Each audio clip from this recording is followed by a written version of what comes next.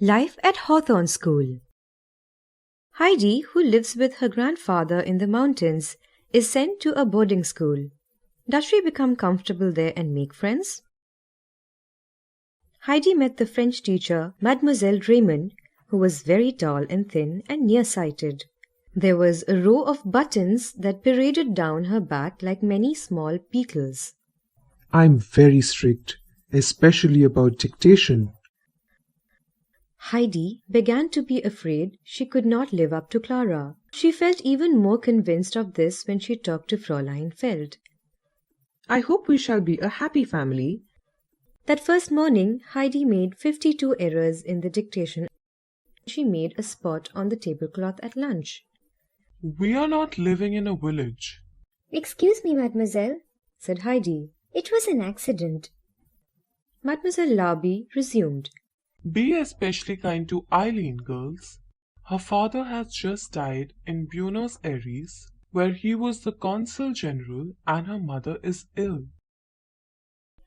Heidi went to her room and found Eileen in a flurry of dresses and suitcases. How do you do, Eileen? How do you do? Eileen replied stiffly. Couldn't you ask to be changed? The other girls have been here longer than I. They already have roommates. Hello, Eileen, they said. Oh, hello. Why am I in the same room with that little peasant girl? The new girl stormed. But that's Heidi, protested Lise. She plays the violin beautifully, said Jamie. Then she's an artist. How dreadful. Why couldn't I have a room with you? Asked Eileen.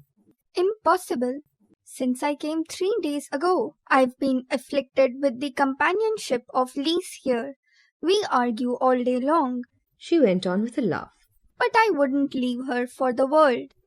What a pity. And you? Asked Eileen, turning to Eva. Me? Asked Eva.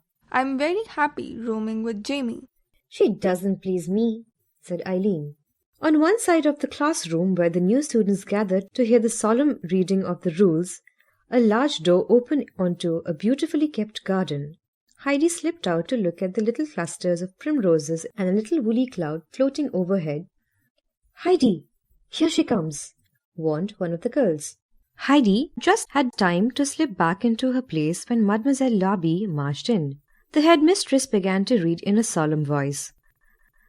After the headmistress had left the room, Lise spoke like Mademoiselle Larby. Above all, it is forbidden to take these rules too seriously. The girls were all laughing when Mademoiselle Raymond came into the room. Go to work now, she said. You, Lise, to the piano. Heidi, Monsieur Rouchard is here to give you your first lesson on the violin. Eileen, you may go and tidy your room.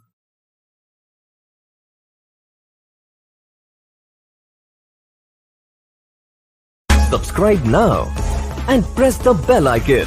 Never miss an update.